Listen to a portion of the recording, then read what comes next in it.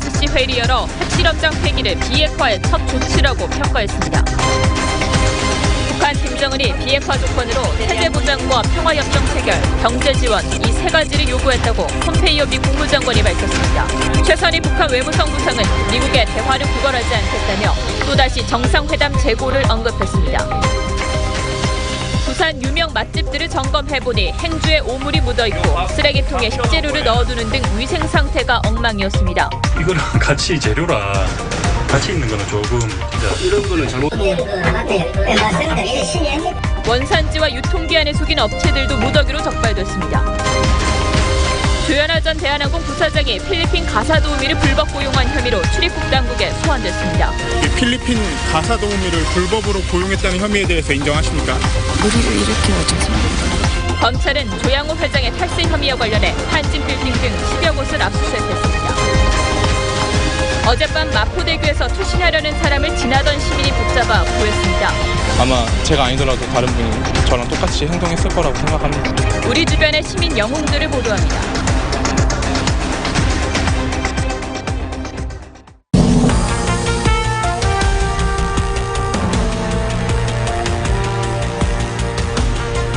여러분 안녕하십니까? 뉴스9의 신동욱입니다. 북한의 풍계리 핵실험장 갱도 폭발을 직접 목격했다는 현지 소식이 조금 전 막 들어왔습니다. 현지 통신 사정이 워낙 좋지 않아서 현장에 간 공동 취재단이 메모 형식으로 상황을 전해왔는데 오늘 오전 11시 2번 갱도를 시작으로 4번, 3번 갱도 순으로 폭발을 진행했다고 합니다. 청와대는 비핵화를 위한 첫 번째 조치라고 평가했습니다. 먼저 김동현 기자가 보도합니다. 북한이 오늘 오전 11시 2번 갱도를 시작으로 풍계리 핵실험장을 폭파했습니다. 북쪽 2번 갱도는 2차에서 6차까지 핵실험을 단행한 곳입니다. 오후 2시에는 서쪽 4번 갱도, 4시에는 남쪽 3번 갱도를 폭파시켰습니다. 김정은 자신이 건재하다고 했던 새로 만든 갱도입니다.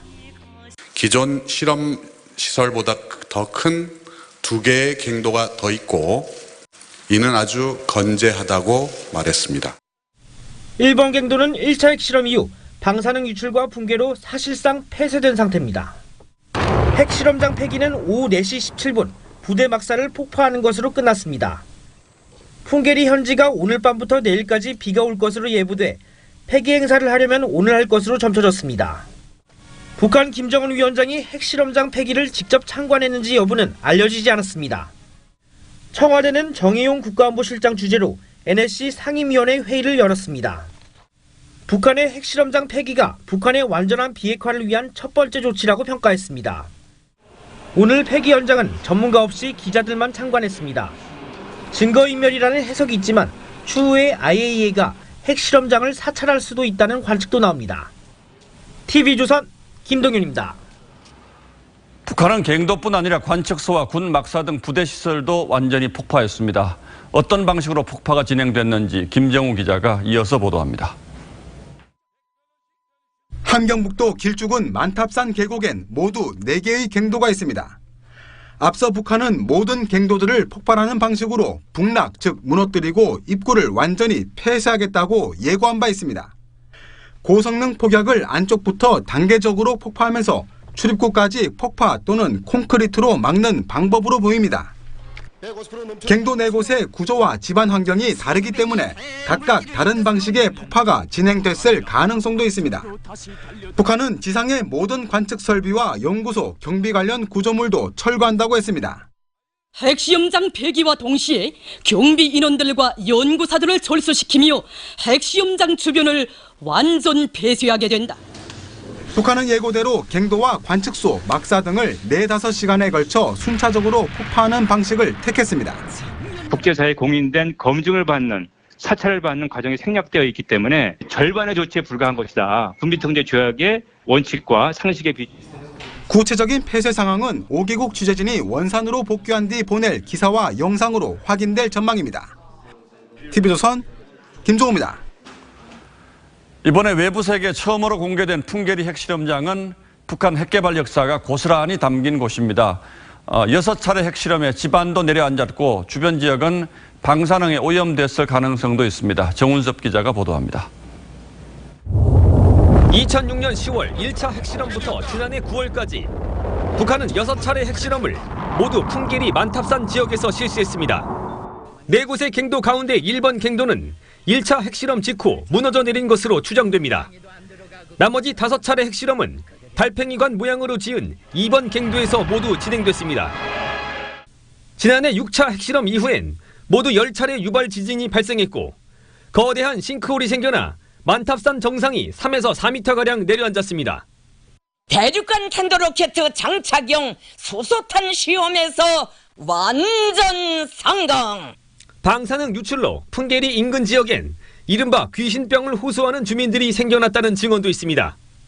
영변 핵단지와 함께 북한 핵개발 역사가 담긴 것인 만큼 한국을 비롯한 각국 정보 당국과 전문가들은 풍계리 지역을 위성사진으로 관측하는 방식으로 핵실험 동향을 주시해왔습니다. 북한이 오늘 핵실험장 갱도를 폭파하면서 북한 핵개발의 상징도 역사 속으로 사라졌습니다. 하지만 마지막까지도 한국 취재진을 포함시키느냐로 논란을 벌였고 약속했던 전문가 참관은 끝내 없었습니다. TV조선 정섭입니다. 예, 그런데 핵실험장 폭파 직전 북한의 대미 외교의 핵심 인사로 꼽히는 최선희 외무성 부상이 미북 정상회담을 다시 고려할 수 있다고 말했습니다. 북한이 리비아의 전철을 밟을 수 있다는 마이크 펜스 미 부통령의 발언에 몹시 기분이 상했던 것 같습니다. 정수양 기자가 보도합니다.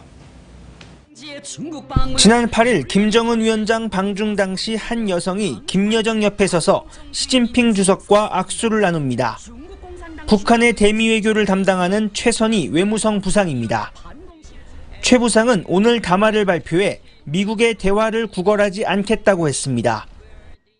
북한과 미국이 회담장에서 만날지는 미국의 결심에 달려있다고 주장하며 북미 정상회담을 재검토하는 문제를 최고 지도부에 제기하겠다고 했습니다. 또 마이크 펜스 미국 부통령을 얼뜨기에 비유하며 북한을 리비아와 비교하는 것만 봐도 얼마나 아둔한지 짐작할 수 있다고 했습니다. 북한이 리비아의 전철을 밟을 수 있다고 한 펜스 부통령의 발언을 정면으로 비판한 겁니다. It would be a great mistake for Kim Jong-un to think he could play Donald Trump. 북한은 지난 16일에도 김계관 외무성 부상의 담화를 통해 리비아 모델에 반발하며 북미 정상회담 파행 가능성을 내비쳤습니다. 우리 정부는 북미 정상회담 등을 통해 완전한 비핵화 목표가 달성되도록 주변국과 긴밀하게 협의하고 있다고 했습니다. TV조선 정수양입니다. 이런 가운데 폼페이오 미 국무장관이 의회 청문회에 나가서 김정은 위원장은 비핵화 대가로 경제 지원과 체제 보장, 평화협정 이 3가지를 요구했다고 밝혔습니다. 그러면서 폼페이오 장관은 미북 정상회담은 열릴 것이라고 낙관했는데 이를 위해서 미북 고위급 회담도 추진 중인 것으로 알려졌습니다. 이유진 기자가 취재했습니다. 의회 청문회에 참석한 폼페이오 미 국무장관. 지난 9일 2번째 방북에서 완전한 비핵화까지 검증이 필요하다는 미국의 입장에 김정은 위원장은 경제 지원 등 3가지를 요구했다고 전했습니다. He wanted security assurances from the world, the end of the status that sits between South and North Korea, with the eventual goal of being a peace treaty. 폼페이오는 그러면서 신속한 비핵화라는 개념을 새롭게 들고 나왔습니다. 북한이 반대하는 리비아 모델은 선을 그으면서 아주 짧은 기간에 전면적이고 완전한 비핵화를 이루겠다는 겁니다. 폼페이오는 또 나쁜 합의는 없을 거라며 미북 회담 개최에 대해선 낙관했습니다. We're optimistic that we can achieve an outcome that would be great for the world. CNN은 이와 관련해 트럼프 행정부가 정상회담에 앞서 북한과의 고위급 대화를 희망하고 있다고 보도했습니다. 다음 주 안에 제3국에서 접촉할 것으로 예상되는데 폼페이오 미 장관이 나설 경우 북한에선 김영철 부위원장이 나올 가능성도 있다고 CNN은 전망했습니다. TV조선 이유진입니다.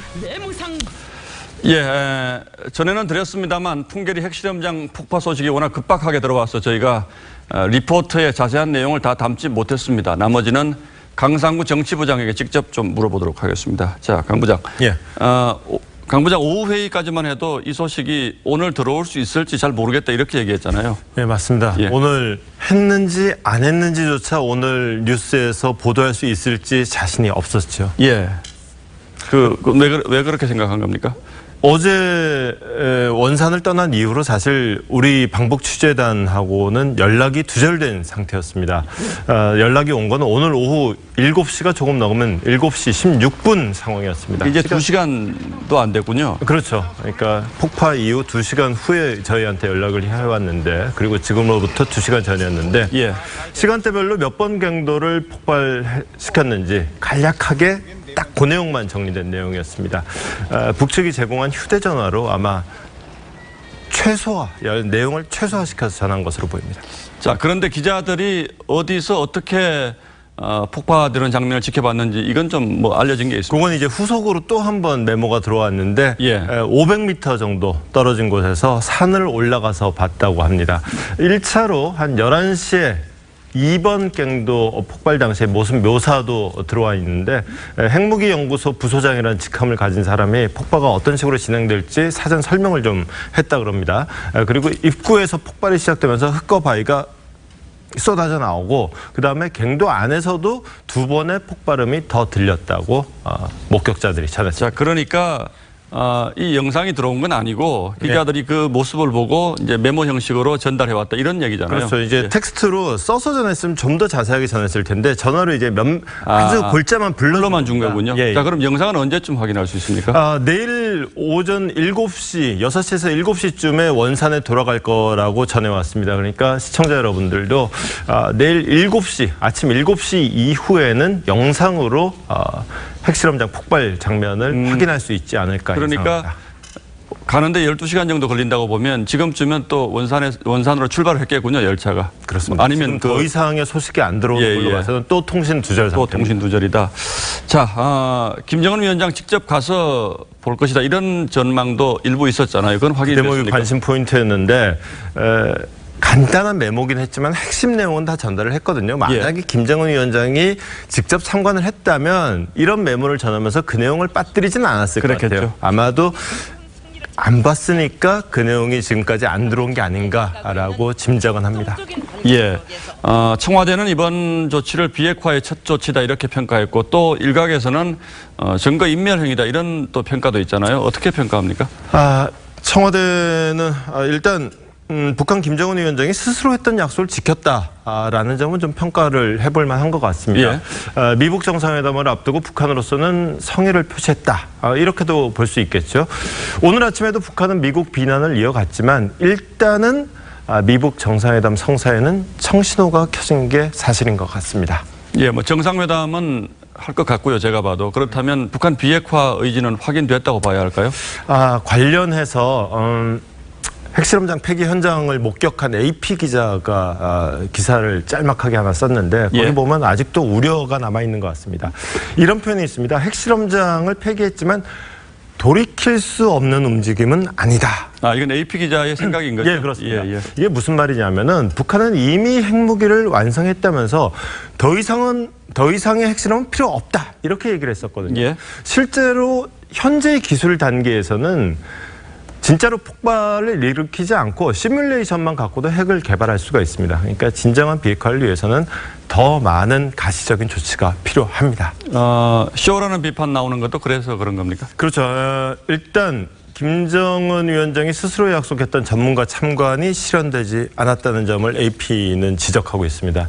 그러니까 양보를 한 건 맞는데 오늘 그 핵실험장 폐기가 근데 전문가를 뺀 걸 보면은 그 양보의 의미가 상당히 퇴색했다라고 쓰고 있고, 또 하나는 언론만 초청한 것까지는 그래도 좋다. 그런데 주로 TV 방송사들만 초청했더라. 이건 뭐냐? 결국 폭발을 시각적으로 보여줘서 이미지만 뭔가 좀 만들어내려는 거 아니냐?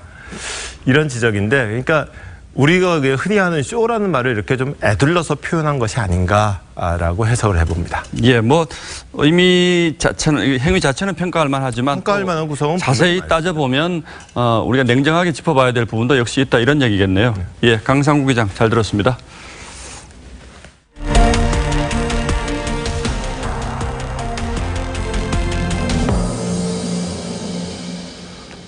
최근 북한의 권력 핵심을 비판하는 책을 내고 국회에서 강연을 하기도 해서 북한이 발끈했던 태영호 전 북한 공사가 돌연 일하고 있던 직장을 그만뒀습니다. 그런데 그 직장이 국정원 산하의 연구기관, 즉 국가기관이라고 할 수 있는 곳입니다.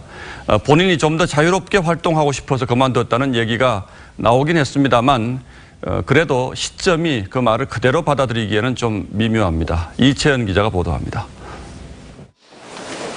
태영호 전 영국주재 북한공사가 국가정보원 산하 국가안보전략연구원 자문위원직을 돌연 사퇴했습니다. 남북화해와 협력의 모멘텀을 이어나가야 할 상황에 대한 고민 끝에 자발적으로 내린 판단이라고 국가안보전략연구원 관계자는 전했습니다. 본인이 이제 더 자유롭게 활동을 하시겠다는 거랑. 태 전 공사가 사퇴를 결심한 건 지난 14일 국회에서 출판기념회를 열고 김정은 정권을 비판한 책을 출간한 직후입니다. 태 전 공사는 북한이 자신을 비난하며 고위급 회담을 중단시켰다며 더 이상 북한의 핑곗거리가 돼서는 안 되겠다고 생각했다고 사퇴 이유를 설명했습니다. 천하의 인간 쓰레기들까지 국회 마당에 내세워 우리의 최고 존엄과 체제를 헐뜯고 선의를 베푸는 데도 정도가 있고 기회를 주는 데도 한계가 있다. 한국 정부가 정말 태 전 공사는 앞으로 정부에 기대지 않고 아내는 직장을, 아이들은 아르바이트를 하며 평범한 탈북민들처럼 살겠다고 했습니다. 또 북한의 진실을 알리겠다고 전했습니다. TV조선 이채연입니다. 최근 북한에 억류됐던 한국계 미국인 3명이 풀려났죠. 우리 정부는 한국인도 6명이 아직 북한에 잡혀 있는 것으로 파악하고 있습니다. 그런데 1명이 더 있다는 주장이 나왔습니다. 대북 관련 매체에서 일하는 탈북자 출신 기자인데 이 사람이 납치되는 상황이 담긴 CCTV가 있다는 주장도 제기됐습니다. 어떤 상황이고 우리 정부의 입장은 뭔지 김보근 기자가 취재했습니다. 정부는 탈북자 출신 데일리 NK 최송민 기자의 북한 억류 주장에 대해 확인이 어렵다는 입장만 내놓고 있습니다. 실종 상황에 대한 사실관계 확인에 어려움이 있어서 억류 여부 판단에 대해서 한계가 있다는 말씀을 드립니다. 바른미래당 하태경 의원은 최 기자가 중국에서 북한 보위부 요원들에게 납치당하는 장면이 담긴 CCTV와 증언이 있다고 주장했습니다.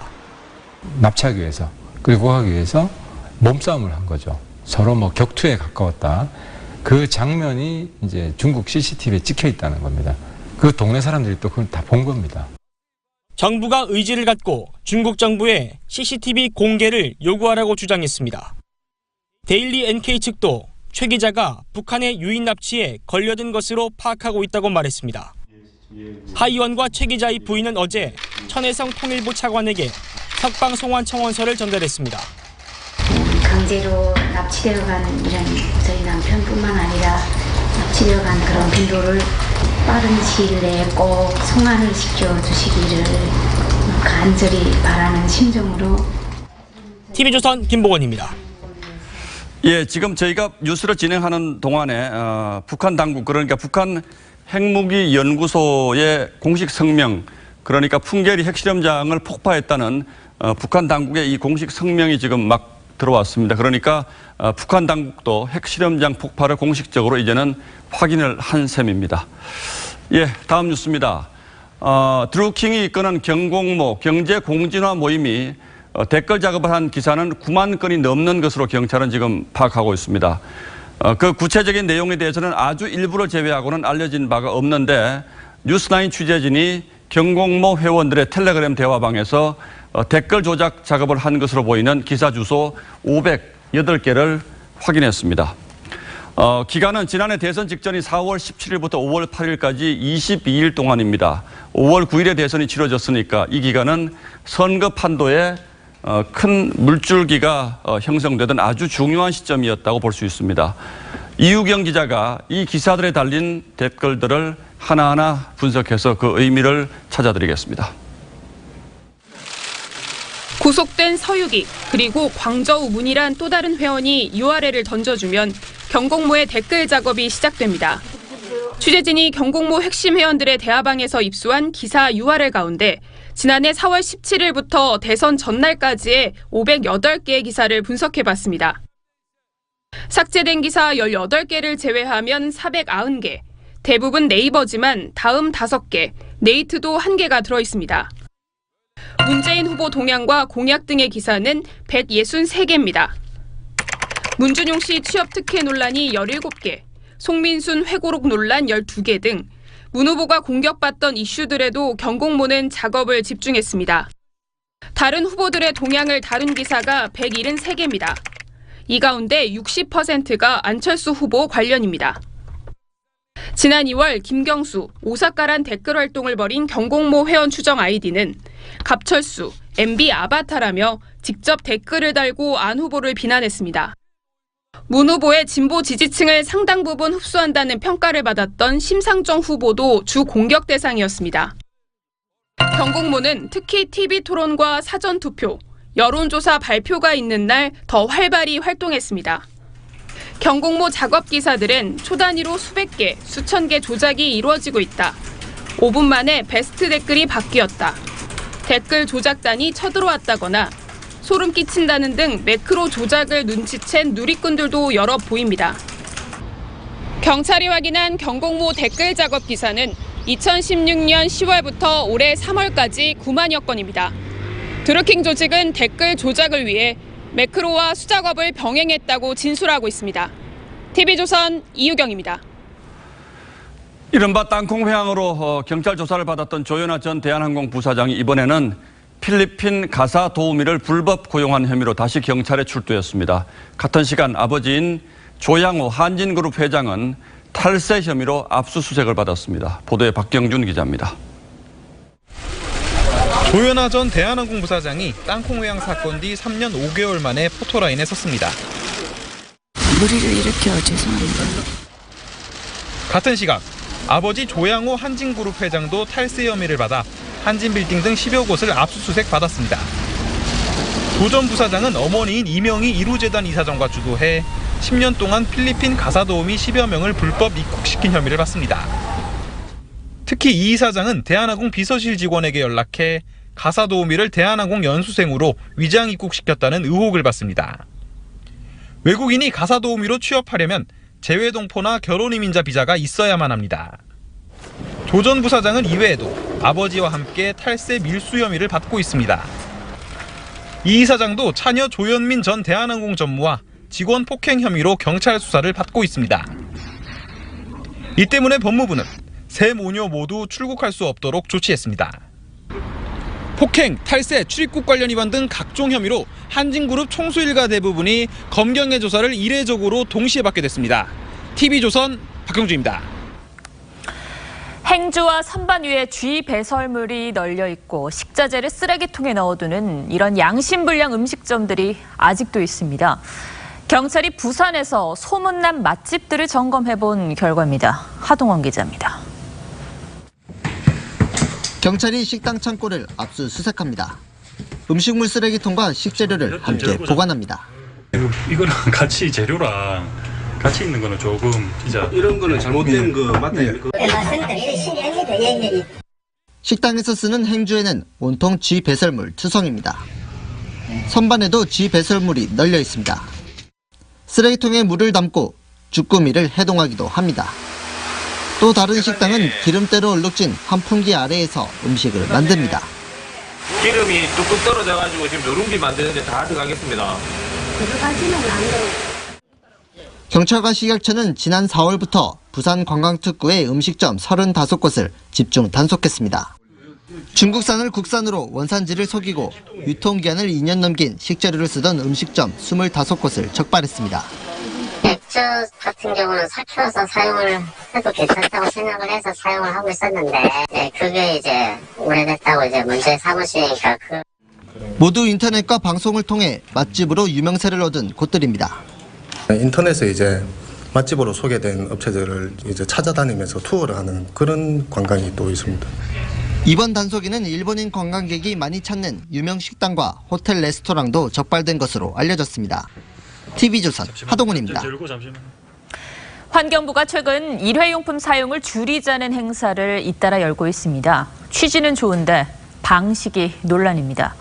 30분 정도 진행하는 정책 행사를 수백만 원의 대관료를 내고 특급 호텔에서 한 겁니다. 허례허식에 혈세 낭비라는 지적이 나올 수밖에 없죠. 최수영 기자입니다. 서울의 한 5성급 호텔의 호화 컨벤션. 환경부와 요식업체 대표들이 일회용품을 줄이자는 협약식을 하고 있습니다. 300명 이상 들어갈 수 있는 넓은 공간이지만 참석자는 50명 남짓에 불과합니다. 행사는 시작한 지 30분이 채 안 돼 끝났는데요. 이를 위해 환경부가 쓴 대관료만 300만 원이 넘습니다. 오후엔 다른 환경부 행사가 서울 시내 또 다른 호텔에서 열렸습니다. 장소는 아마 일정을 고려해서 잡았을 것으로 알고요. 환경부가 호텔에서 개최한 행사는 최근 석 달 동안에만 10건에 이릅니다. 환경부 수도권 조직이나 산하기관, 다른 공공시설을 활용할 수 있는데도 불필요하게 예산을 낭비한다는 지적이 나옵니다. 그러니까 형식만으로서 이제 호텔을 잡고서 그런 행사를 한다는 자체가 그러니까 돈을 낭비하는 것 같고. 환경부는 지난해 3시간짜리 물관리 일원화 포럼 행사에만 1억 원을 써 국정감사 때 지적을 받기도 했습니다. 그런 비용을 줄여서 그런 미세먼지나 쓰레기, 일회용 쓰레기 줄이자는 그런 데 투자를 하는 게 훨씬 더 나을 것 같아요. 올 초엔 호텔에서 행사를 해야 정책이 잘 되냐는 질책성 국민청원이 제기되기도 했습니다. TV조선 최수용입니다. 낙태를 금지하는 낙태죄는 1973년에 제정된 뒤 위헌 논란이 계속돼 왔습니다. 태아도 하나의 생명으로서 보호받아야 한다는 주장과 여성의 자기 결정권이 우선이라는 주장이 팽팽히 맞섰습니다. 2012년 낙태죄 위헌 여부를 판단했는데 4대 4로 갈리면서 최종적으로 합헌 결정이 내려졌습니다. 자, 그로부터 6년 만에 낙태죄가 다시 헌법재판소 심판대에 올랐습니다. 오늘 공개 변론이 열렸는데요. 어떤 목소리들이 오갔는지 한우리 기자가 취재했습니다. 낙태죄 위헌 여부를 둘러싼 공개 변론이 열린 헌법재판소 앞. 1m를 사이에 두고 시민단체가 맞섰습니다.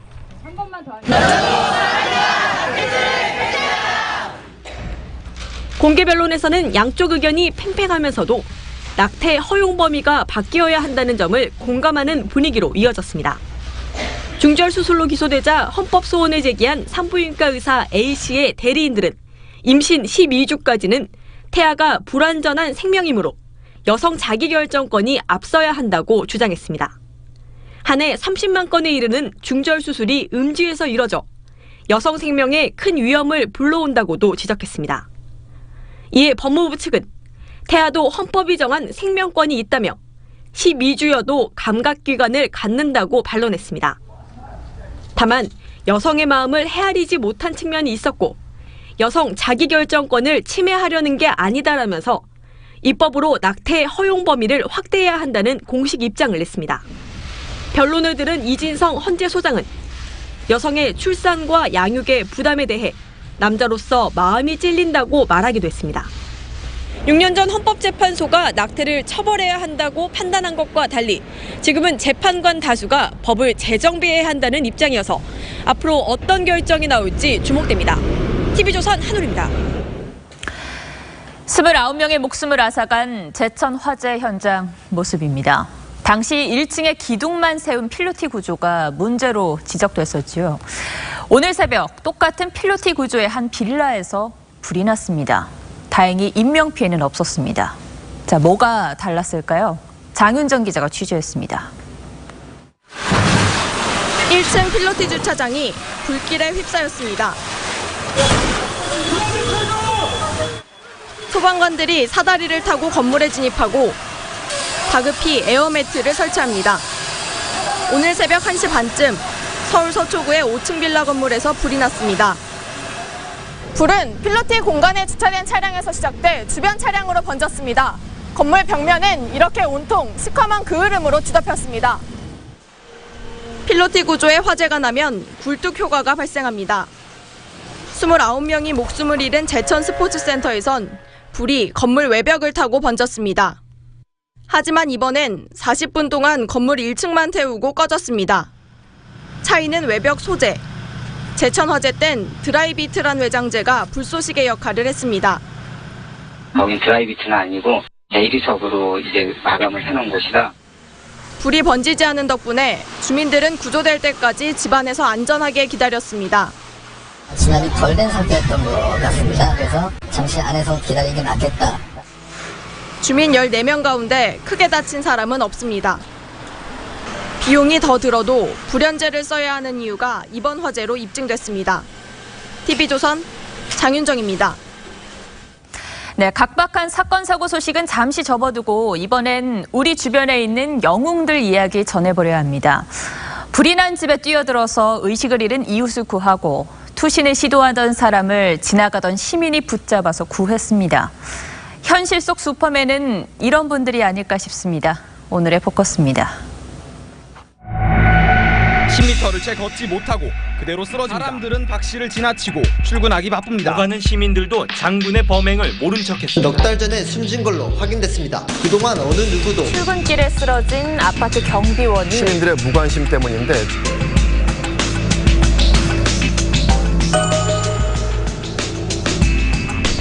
오피스텔 건물에 연기가 피어오릅니다. 소방관들이 집 안에 들어갔을 때는 대부분 불에 탄 뒤였습니다. 그런데 불과 몇 분 전 화재가 난 건물 안으로 잇따라 시민들이 뛰어듭니다. 5층까지 단숨에 뛰어 올라갔죠. 그래서 문 좀 열어주라고 문을 두들기니까 안에 사람이 인기척이 나더라고요. 시민들은 주변 공사장에서 연장을 구해와 강제로 문을 열었습니다. 그리고 함께 건물로 뛰어 올라갔던 박재영 씨가 의식을 잃고 쓰러져 있던 대학생 손모 씨를 안고 나왔습니다.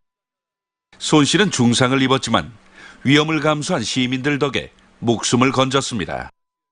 그냥 말 그대로 일단 구하자였던 것 같아요. 일단 사람을 구하자였던 것 같고. 이번엔 어젯밤 마포대교입니다. 구조대원들 사이로 시민 한 명이 누군가를 붙잡고 있습니다.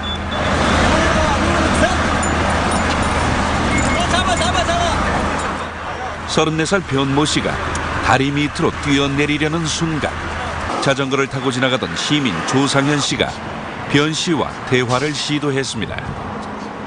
바로 옆에서 계속 얘기하고 있어서 팔 붙잡고 여기서 이제 여기 캠 못 잡으니까 안에 넣어서 감싸서 붙잡고 해서. 지난 15일 의식을 잃은 운전자를 휴무일이었던 한 경찰이 자신의 차로 가로막아 안전조치를 취한 일도 뒤늦게 알려졌습니다. 더 큰 사고가 발생할 수도 있다는 생각도 들었는데 일단 막아야겠다는 생각밖에 없더라고요. 고의로 사고를 내 더 큰 참사를 막은 이른바 투스카니 의인 사건을 떠올리게 합니다. 내일이 아닌데도 망설임 없이 몸을 던지는 진짜 영웅들. 제가 이런 일을 도와야 다른 분들도 저희 가족을 도와주고. 내가 엄청나게 큰일을 했다면 이런 생각이 들지 않거든요. 제가 아니더라도 다른 분이 저랑 똑같이 행동했을 거라고 생각합니다. 아직도 세상 참 각박하다고 느끼십니까? 뉴스9 포커스였습니다. 네, 다음 뉴스입니다. 트럼프 미국 행정부가 철강 알루미늄에 이어서 이번에는 수입 자동차의 25%의 고율 관세를 물리는 방안을 추진하고 있습니다. 수출 자동차 3대 중 1대를 미국에 팔고 있는 우리로서는 엄청난 타격이 될 수도 있습니다. 장동욱 기자입니다. 자동차 노동자에게 빅뉴스다. 다른 나라의 일자리를 잃고 오래 기다렸다. 트럼프 미국 대통령이 SNS를 통해 철강과 알루미늄에 이어 자동차가 수입 관세의 다음 타깃임을 분명히 했습니다. 트럼프 대통령은 무역 확장법 232조에 따라 수입 자동차와 부품이 안보에 미치는 영향을 조사하라고 지시했습니다. 관세율은 최대 25%까지 점쳐지고 있습니다. 미국 내 자동차 업계의 일자리를 늘리려고 하는 우세를 확보하기 위한 그런 굉장히 강력한 조치들이 좀 더 나올 것 같습니다. 국내 자동차 산업에는 빨간불이 들어왔습니다. 우리나라는 미국에 연 85만 대의 차를 수출하고 있는데 이는 전체 차 수출의 33%에 달합니다. 국내 자동차 업계는 긴급회의를 열고 최악의 상황을 가정한 대책을 논의했습니다. 조사가 어떻게 진행되는지에 대해서 제가 면밀히 지켜보면서 미국 정부에 대한 아웃리치 활동이라든지 또 관련 국가의 공조 활동 등도. 지난 3월 철강 관세 협상 때처럼 미국이 쿼터제를 요구할 경우 한국은 높은 관세를 피하더라도 대미 자동차 수출량을 결국 줄이게 될 수도 있다는 전망이 나옵니다. TV조선 장동욱입니다. 정부가 내놓은 가계소득 통계에도 의미 있는 대목이 있습니다. 스튜디오에 나와 있는 황민지 기자에게 자세히 좀 물어보겠습니다. 자, 황 기자, 빈익빈 부익부 현상이 점점 더 심해지고 있는 것 같다고요? 네, 개천에서 용난다는 속담이 있는데 이제 최소한 소득을 놓고는 점점 옛말이 되어가고 있는 것 같습니다. 예. 왜 그런지 한번 살펴보겠습니다. 올해 1분기 가구당 소득은 476만 3천 원입니다. 지난해보다 17만 원이 올랐습니다. 그런데 소득 하위 20%인 저소득층은 128만 6천 원이었고 소득 상위 20%인 고소득층은 1,015만 1천 원이었습니다. 지난해와 비교해서 저소득층은 역대 최대치인 8%나 줄어들었고 고소득층은 반대로 9.3%가 늘었습니다. 연도별로 정리해봤더니 통계가 시작된 2003년 이후 격차가 가장 크게 벌어졌습니다. 정부가 저소득층의 소득을 늘려주기 위해서 노력을 많이 하고 있고 최저임금도 많이 올랐는데 저소득층의 소득은 오히려 줄었다는 거죠? 네, 그렇습니다. 왜 이런 일이 생겼을까요? 정부가 최저임금을 올릴 때 가장 우려됐던 부분이 바로 고용절벽이었습니다. 자영업자들이 비용을 줄이려고 종업원을 최소한으로 고용할 거라는 걱정이었는데요. 예. 그런데 실제로 소득 하위층에 속한 일용직 근로자들이 직장을 잃고 돈을 벌지 못하면서 월 평균 소득이 곤두박질 친 게 아니냐는 분석이 나옵니다. 정부는 이에 대해 최저임금의 영향을 판단하긴 아직 이르다는 입장입니다. 자, 그런데 걱정이 하나 더 있습니다. 오는 7월부터는 법정 근로시간이 줄게 되잖아요. 그렇게 되면 소득이 더 줄지 않을까요? 네, 그럴 가능성이 높습니다. 올해 7월 1일부터는 300인 이상 사업장의 근로시간이 52시간으로 단축됩니다. 국회 예산정책처는 근로시간 감소로 정규직은 37만 3천 원, 비정규직은 40만 4천 원이 줄어들 것으로 예상했는데요. 이런 추세라면 소득 하위 계층은 지금보다 더 소득이 줄어들 수 있고 소득 격차는 더 벌어질 수 있는 거죠. 결국 양극화가 더 심화될 수 있습니다. 예, 황민지 기자 잘 들었습니다. 네, 자유한국당이 이재명 경기지사 후보의 욕설이 담긴 음성 파일을 홈페이지에 공개했습니다. 이 후보 측은 명백한 불법이라며 법적 책임을 묻겠다고 했습니다. 이런 가운데 민주당원 일부는 이재명 후보를 거부한다는 의견을 담은 자료집을 민주당 지도부에 보냈습니다. 조덕형 기자입니다. 자유한국당이 홈페이지에 이재명 경기지사 후보의 음성 파일 5개를 공개했습니다. 이 가운데 3개는 이재명 후보가 형수와 통화한 내용으로 이 후보의 욕설이 담겨 있습니다. 20년 동안 나한테 피해봤다는 게 뭔지 얘기해봐. 녹음해서 공개해봐. 한국당은 국민의 알 권리와 공공의 이익을 위한 것이며 부도덕한 후보가 당선되는 것을 막기 위한 불가피한 조치라고 공개 이유를 설명했습니다. 한국당은 또 채용 비리 의혹 등 이 후보의 6개 의혹을 함께 제기했습니다. 이 후보 측은 녹음 파일의 공개는 지난 판례에서 보듯 명백한 불법이라며 자유한국당에 대하여 엄중한 책임을 물을 것이라고 했습니다. 더불어민주당도 법질서와 준법 정신을 정면으로 부정하는 오만의 극치이고 독재의 후회다운 발상이라고 비판했습니다. 일부 민주당원들은 더불어민주당 추미애 대표 등 당 지도부에 이재명 후보를 거부한다는 의견과 서명이 담긴 자료집을 보냈습니다. 서명에는 13,000여 명이 참여했고 이 가운데 8,000여 명이 민주당원이었습니다. TV조선 조덕현입니다. 미국에서 화제를 모은 재판이 있었습니다. 부모가 30살 아들에게 독립을 요구하면서 소송을 냈는데요. 법원이 부모의 손에 들어줬습니다. 송지욱 기자입니다. 부모와 아들이 법정에서 만났습니다. 미국 뉴욕에 사는 로톤도시 부부는 올 2월부터 아들에게 이사 비용을 대줄 테니 독립하라고 요구했지만 아들 마이클은 준비가 안 됐다며 거부했습니다. 용돈을 드리긴커녕 집안일조차 전혀 안 하는 모습에 부모가 참다 못해 소송을 낸 겁니다. 마이클이 세입자 퇴거 시 6개월의 사정공지가 필요하다는 법조항까지 동원했지만 미국 법원은 부모의 손을 들어줬습니다. 장성한 자식에게 부모가 집에서 나가라고 요구할 수 있다는 겁니다. 그러나 마이클은 방법은 얼마든지 있다며 다시 부모의 집으로 돌아갔으며 항소할 계획인 것으로 알려졌습니다. TV조선 송지욱입니다. 최근 주중 미국 영사관 직원이 이상한 소음에 시달리다가 뇌 손상을 입은 것으로 확인됐습니다. 지난해 쿠바에서도 미국 외교관들이 집단 뇌 손상을 겪은 터라 이 미국 정부는 중국의 음파 공격설을 조심스럽게 제기하는데 중국은 단일 사례에 불과하다며 반박하고 있습니다. 이미지 기자가 보도합니다. 중국에 체류하다 이상한 소음으로 신체 이상을 겪으면 진원지를 파악하려 하지 말고 즉시 대피하라. 미국 국무부가 올린 경고장입니다. 중국 광저우 미국 영사관 직원이 이상한 소리 때문에 지난해 말부터 두통 같은 증상을 호소했고 검사 결과 MBTI, 가벼운 뇌 손상을 입은 것으로 확인됐기 때문입니다. First, with respect to the health incident that occurred, we're concerned about it. It's a serious medical incident. 지난해 쿠바 미 대사관에서도 직원과 가족 24명이 청력 손실, 뇌진탕에 시달리다 미국으로 귀환했습니다.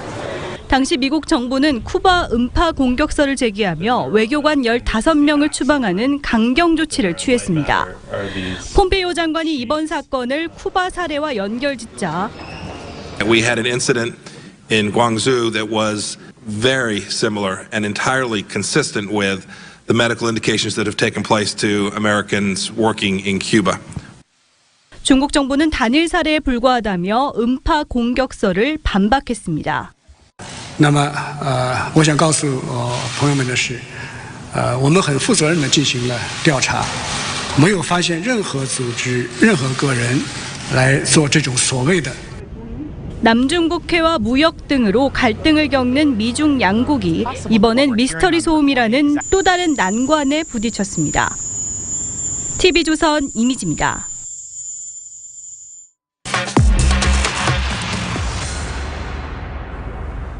어제도 일부 소개는 해드렸습니다만 이번 한미 정상회담에서 외교적 결례 논란이 있었습니다. 오늘은 이 문제를 좀 따져보려고 하는데 먼저 문제 발언부터 보시겠습니다.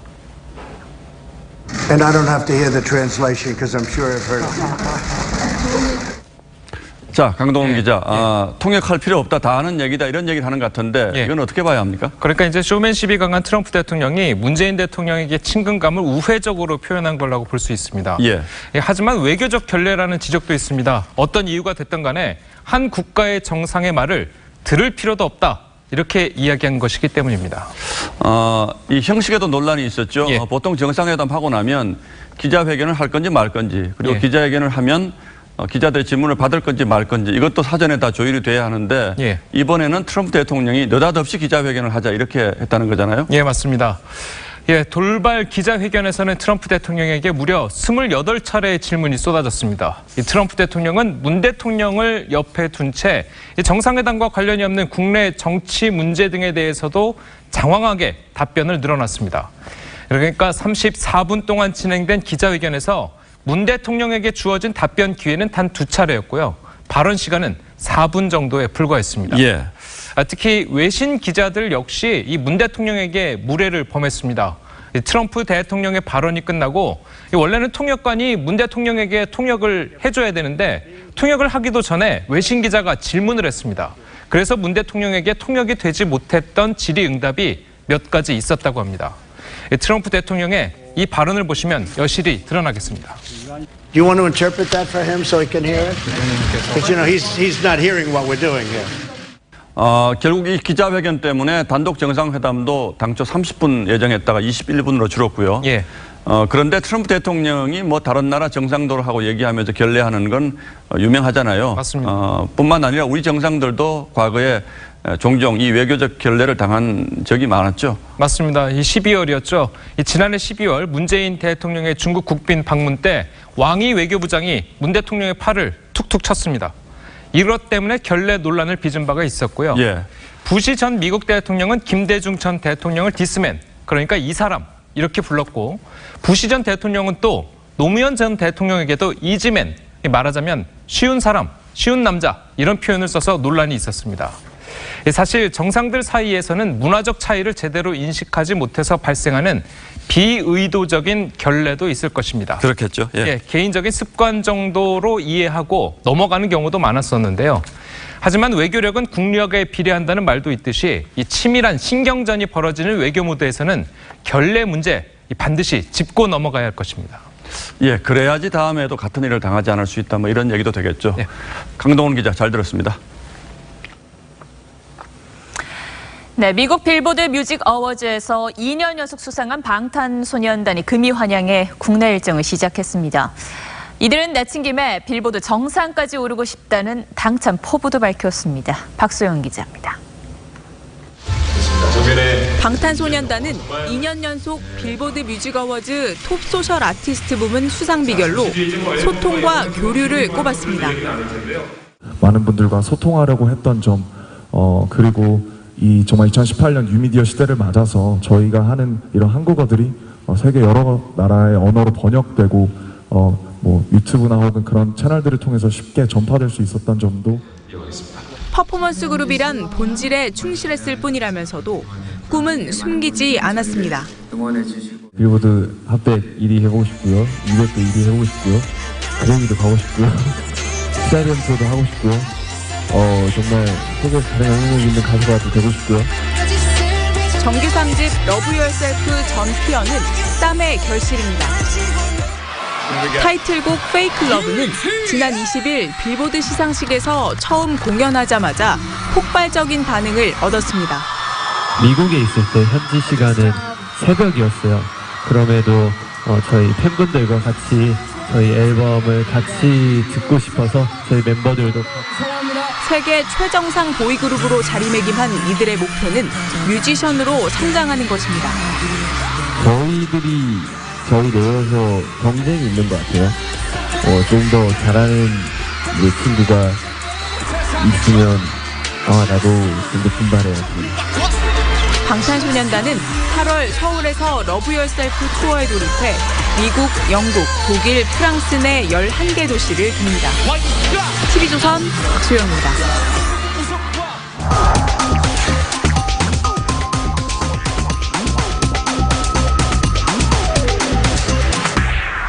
오늘은 박태환 선수를 세계적인 스타로 키워낸 노민상 감독의 옛날 얘기 한 토막 먼저 들려드리겠습니다.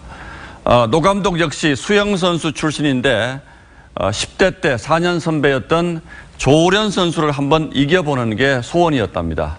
아시는 것처럼 조우련 선수는 훗날 아시아의 물개로 이름을 떨쳤죠. 그 소원이 얼마나 절실했으면 태릉 선수촌에서 조 선수의 수영복을 슬쩍 했다고 합니다. 그 수영복을 입으면 잘 될 것 같아서. 그런데 결국 들켜서 죽도록 얻어맞았다는 얘기입니다. 그의 제자 박태환 선수는 중3 때 국가대표 선수로 발탁됐습니다. 가문의 영광이라고 기뻐했지만 얼마 안 가서 선수촌을 뛰쳐나왔습니다. 단체 기합과 메달에 목을 메고 사는 게 싫어서였다고 했습니다. 세월이 이렇게나 변했습니다. 문화체육부가 평창올림픽에서 자범이 많았던 빙상연맹을 조사한 결과 일부 선수, 코치의 폭행 정황을 찾아냈습니다. 그 가운데 빙상스타 이승훈 선수의 얘기도 있습니다.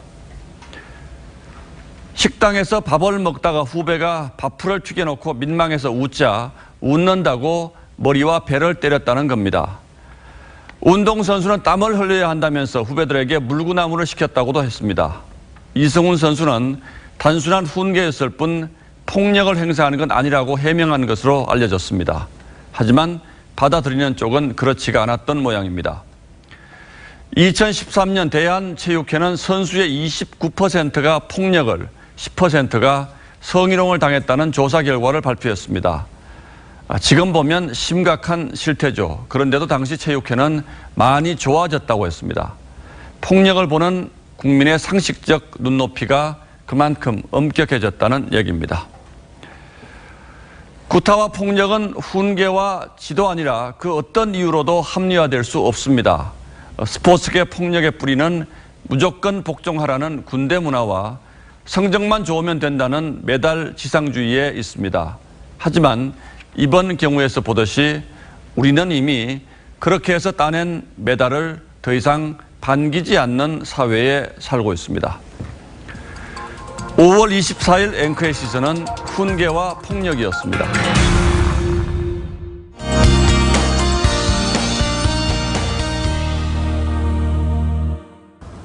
황사의 영향으로 종일 미세먼지가 기승을 부렸습니다. 내일까지도 미세먼지 농도 나쁨 단계를 보이겠고요. 일부 황사도 나타나겠습니다. 동해안 지역은 강풍을 주의하셔야겠는데요. 강풍주의보가 내려졌습니다. 시설물 관리 주의하셔야겠고요. 내일 한낮에 더 더워집니다. 내일 낮 최고 기온 중부지방은 25도를 웃돌겠고요. 또 남부지방은 27도를 넘어서겠습니다. 내일도 하늘 자체는 맑겠지만 먼지 때문에 뿌연 모습이 예상되고요. 제주도는 밤부터 비가 오겠고 해안 지역 바람이 강하게 분다는 점 다시 한번 기억해 두시기 바랍니다. 미세먼지 농도는 충청과 남부를 중심으로 다소 높게 나타나겠습니다. 주말까지 더운 날씨가 이어지겠고요. 아침 저녁으로는 서늘합니다. 큰 일교차 주의하시기 바랍니다. 날씨였습니다. 예, 목요일 뉴스9 모두 마치겠습니다. 시청해 주셔서 고맙습니다.